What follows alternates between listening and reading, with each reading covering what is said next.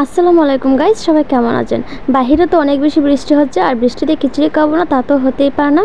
তার কি গিয়ে দেখলাম ফ্রিজে মাংস নেই, শুধু ডিমই পড়ে আছে। ভাবলাম ডিম দিয়ে আজকে বোনা খিচুড়ি বানাই।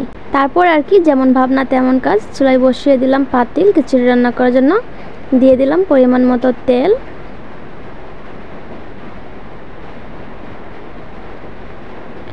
তেলটা গরম হয়ে আসছে, এখন আমি এর মধ্যে দিয়ে দেব কাঁচামরিচ আর পেঁয়াজ কুচি। পেঁয়াজটা আর কাঁচামরিচটা একটু নেড়ে ছেড়ে নেব তেলের মধ্যে।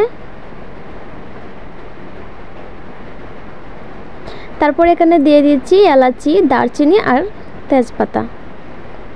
এখন এগুলাকে আমি ভালোভাবে নেড়ে ছেড়ে একটু ভেজে নেব।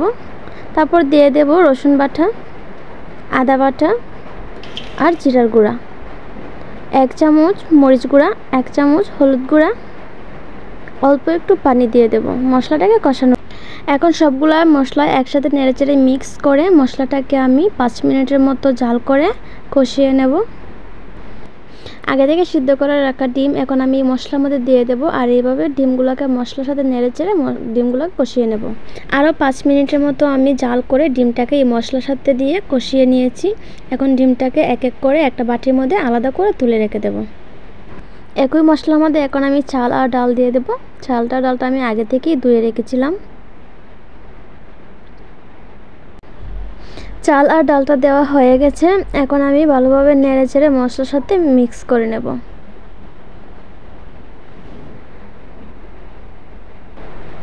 এখন এর মধ্যে দিয়ে দেব পানি।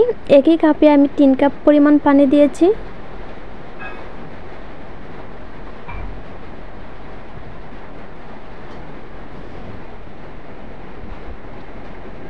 এখন আরও কিছুক্ষণ নেড়েচেড়ে নেব।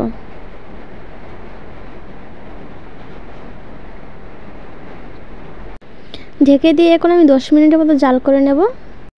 প্রায় 10 মিনিট জাল করার পর দেখতেই পাচ্ছেন পানিটা কিছু শুকিয়ে আসছে আর চালটা ডালটা কিছু ফুটে আসছে। এখন আমি এর মধ্যে স্বাদ মতো লবণ দিয়ে দেব। তারপর আরও কিছুক্ষণ ঢেকে জাল করে নেব।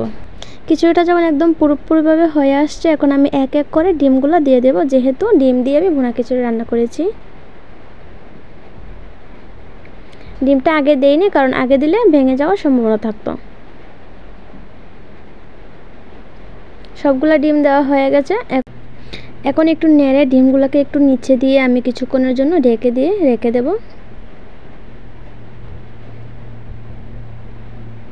দেখতেই পাচ্ছেন কত সুন্দর হয়েছে। এই যে যখন আমি খিচুড়িটা পরিবেশন করি, খেতে কিন্তু এটা অসাধারণ হয়েছিল।